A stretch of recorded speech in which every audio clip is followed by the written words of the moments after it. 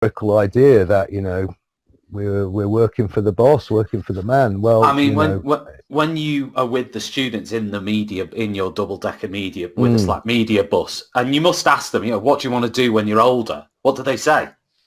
well, a lot of them, a large majority of them, say they I want to be YouTubers or game developers or, you know, rappers or musicians.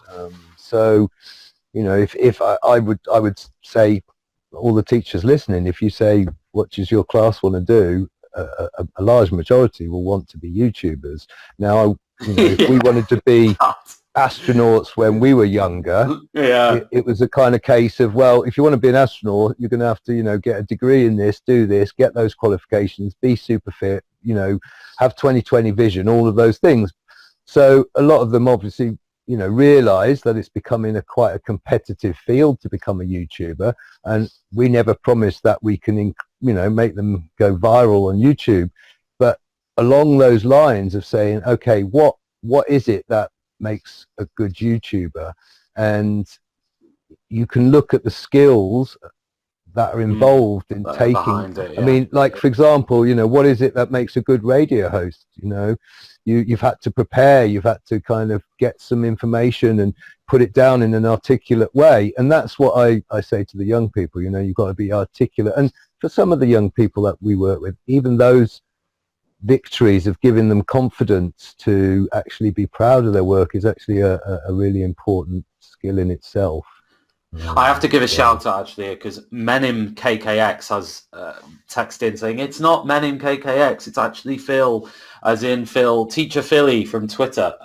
Teacher Philly, I know Teacher Philly. I've known him for a long, long time. We actually went to Tanzania together in 2006-07. So we're getting old now, Phil. Well, you were already old when we did that, so God knows how old you are now. You were much older than me at the time, but yeah, good to see you, mate. Thanks for listening in. And sorry for insulting you for your age, which might actually be mm, younger than I think. mm, But yeah, I think, okay, so we talked about this new, and one element, you've mentioned 5G. What about VR? Because that's mm, been very mm. much in the focus of attention for the last 6 months. Where do you see Yeah, VR fitting within the kind of future of schools?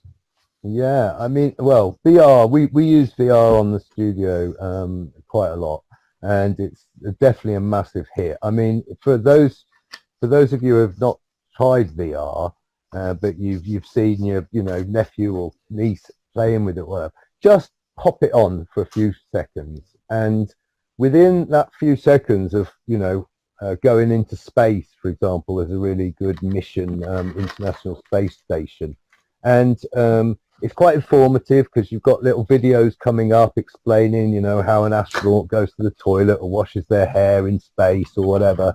Um, but you've also got this feeling of weightlessness. If you go on the roller coaster ride within VR, you're sitting on your sofa, but a lot of people have to take the goggles off because they're starting to feel sick, but they're not actually moving.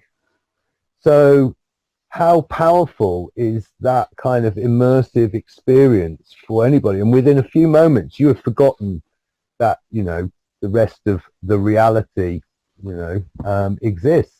And so you were talking just then about going on holiday or going travels with Phil.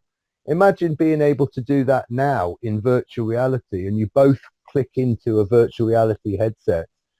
You both appear as kind of your own designed Mm, avatars, and mm, then you can actually go back to Tanzania and you can walk down the beach or whatever that you visited. Yeah, and with, you know, things changing in the world, and things being unpredictable, things like going away on holiday or traveling to a foreign country may not be something that people can experience as easy as they have in the past, and maybe they shouldn't, with carbon footprints and things like that. So being able to give people experiences, a geography lesson as you walk through Rome, or you walk through a historical